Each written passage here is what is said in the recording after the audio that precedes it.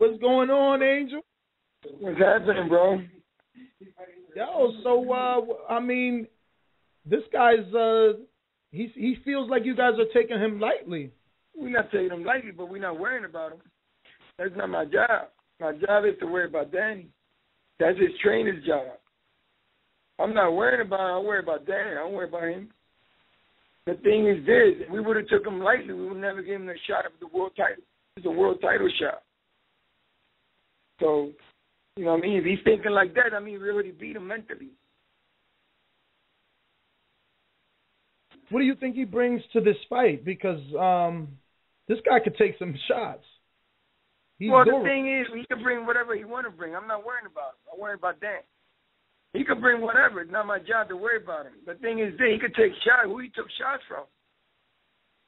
Well, for starters, he took from Ruslan Pavatnikov.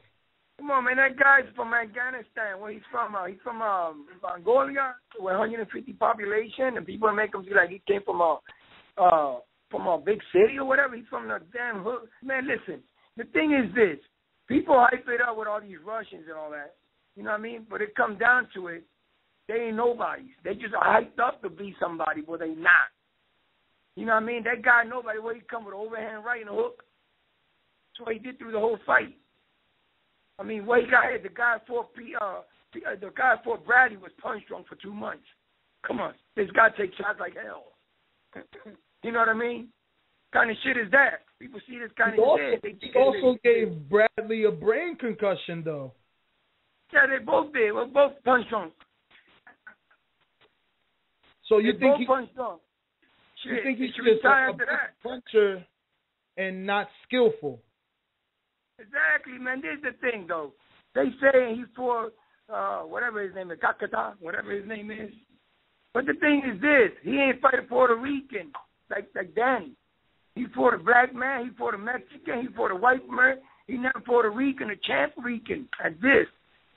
He ain't for it, man. March 15 is going to be the same way. I mean, I'm not underestimating the guy, but that's not my job to worry about him. I worry about Danny. The thing is this. He fought who? Who he fought? The guy ain't fighting no... Man, listen. The guy going to fight somebody March 15th. All right, let's change tempos just a bit. How did you feel when you finally realized that you were going to be able to bring your son back to your home country and have him face an opponent that's a natural rivalry for Puerto Ricans, which is a Mexican fighter in Puerto Rico for the first time on a big stage? Well, I felt good for Dan. I feel happy for him, but he deserved it. I mean, I felt good for myself, too, because, you know, I'm 100% Rican. You know, they could say whatever they want to say about Danny, that he ain't Rican and all that, because he was born in the United States and all that. But Puerto Rico belongs to America. People don't understand that. You know what I mean? Everything in Puerto Rico is American. So I feel happy for Dan. You know, March 15th is going to be a good night for us. It's going to be an explosive night. You know, I want Herrera to give us a good fight to make Danny look good. You know what I mean? You know, so people won't say, oh, look, he fought a potato. No, we don't want that. We want the man to come with his A game. But at the end of the day, it's going to be about Danny celebrating. In Puerto Rico, it's a big thing for me. You know, if Puerto Rico wants to love him after that, they can love him. If they don't want to love him, it doesn't matter. As long as I'm happy and he's happy, that's what matters to me on March 15th. So it's going to be a good night. Well, speaking of Puerto Rico, and a guy that you have a mural, you and Danny have a mural of Miguel Cotto on your wall in the gym, he's going to be fighting. He just signed to fight Sergio Martinez. What do you think? Is it a good move or a bad move? He's fighting, they already got a date. You mean they just signed the contract for the fight? Yeah, June 7th, Matthysse Square Garden. No, I mean, I'm happy for him. I mean, I'm not going to hate on the man, you know. I don't hate on nobody, but, you know, basically, you know, what matters to me is Danny. You know what I mean? That's what matters to me, the champ of the world, 140-pound champ of the world. You know what I mean? That's what matters to me. I mean, Cotto do his thing with Martinez in between them two over there, and his family and his friends. To me, what matters to me is March 15th. Danny Garcia, the champ of the world.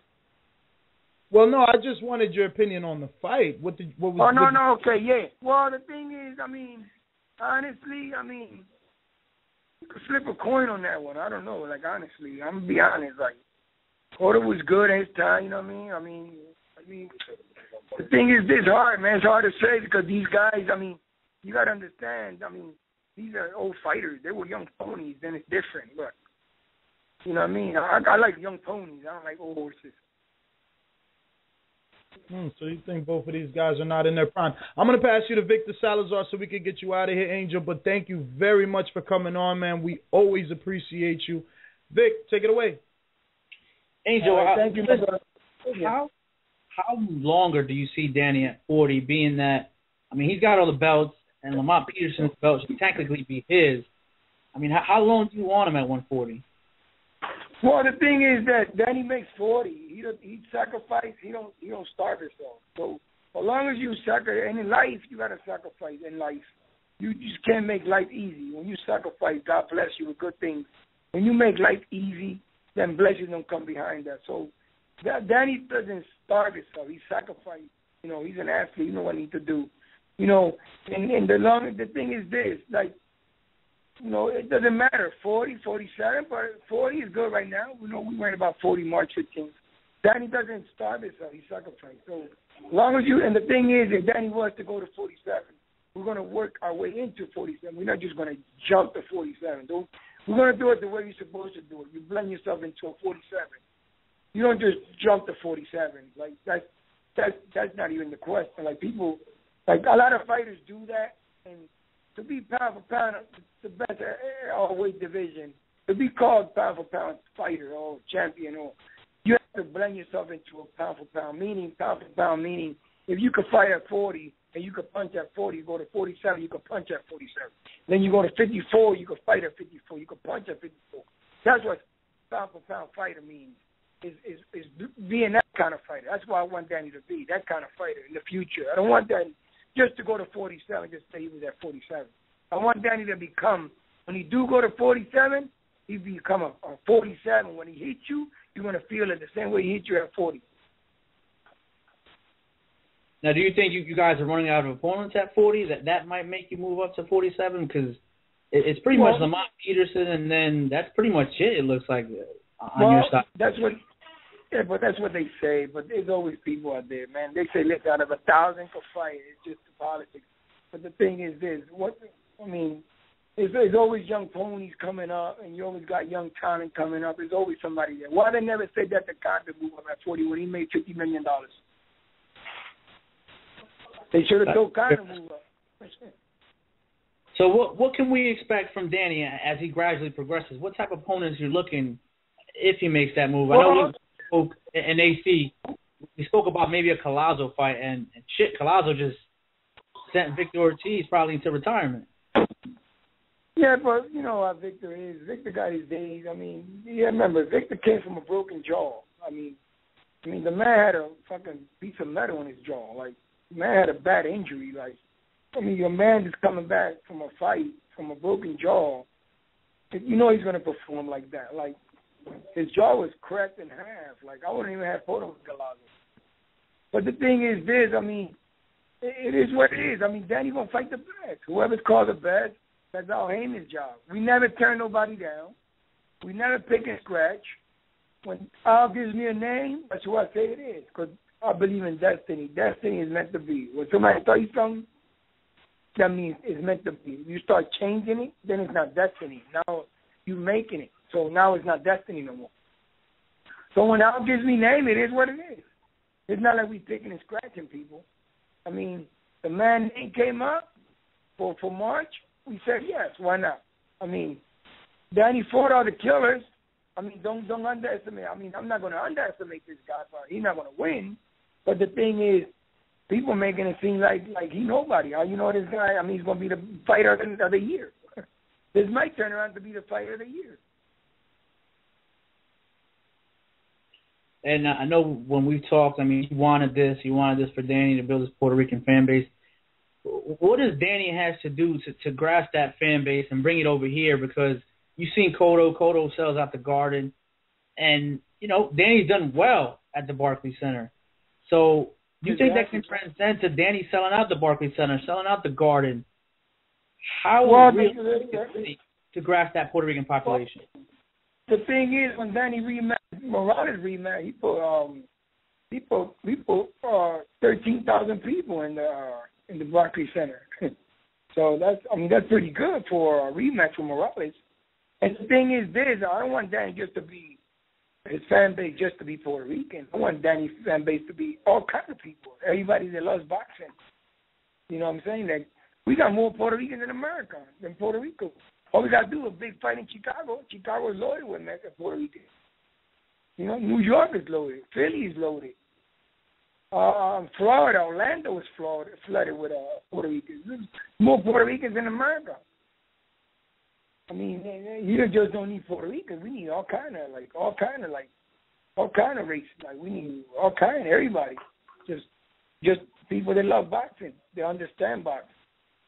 You know what I mean? It doesn't have to be in Puerto Rico. We don't have to fly people over here. They want to fly over, they fly over. They don't want to fly over, it doesn't matter. It is what it is. And my last question, we'll get you out after this. I guess how vindicated do you guys feel after basically taming the machine, Lucas Matthysse? Pretty much no one gave you a shot, and you guys passed that with flying colors. I mean, to everyone else out here. Well, the thing was that about Matthysse was that he couldn't even believe they had him that high, because when I looked at the press conference, I looked at him. He looked like he was his mind wasn't there, because they had him in a place where he couldn't even believe he was that high. I knew that night was Matthysse step up. It wasn't Danny step up. It was Matthysse. Danny was the champion. So people was looking at Matthysse knocking this guy out, that guy out, but Matthysse had 32 wins. He had 32 knockouts. I mean, he had 34 wins with 32 knockouts. But out of the 32, we only knew four real fighters that were names. And out of the 4, he lost to 2. So they said it was controversial, whatever, but they lost. Still, in black and white, he lost. So we knew that, or I knew that was Matthysse step up that night with Danny. And Danny told me, "Pa, you know what? I don't even want to knock him out. I want to expose him for what he is. He don't even belong in the ring with me." And exactly what he did. He exposed him. But the thing is this, too. Don't get it wrong now. Now Matthysse makes a comeback. People are going to think they could do the same thing Danny did. And Matthysse mess around and stretch him out. So, you know, Danny made it look easy, but it wasn't easy. It's just he's a champ of the world.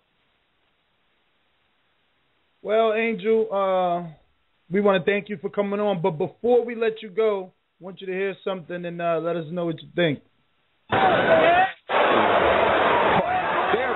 He just missed that right hand and got that one in. Right hand to the body, 3-punch combination.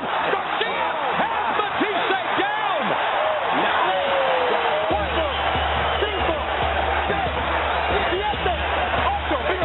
8, and still unified WBA and WBC super lightweight champion of the world, Danny. Okay, we roll. You ain't no champion. Yeah. Was that one of the greatest nights of your life or what? Oh, yeah, that's a good feeling that you just brought me back to that day. That's good, man. I like that. Thank you very much. Coming on, Angel, man. It's always a pleasure to have you and your son on, and we're always going to be fans here. I picked them. I'm always going to be happy about that. No matter how many wrong ones I picked this one, and not a lot of people pick Danny. So I'm proud. Exactly. Thank you. All right, Thank man. you. Take it easy.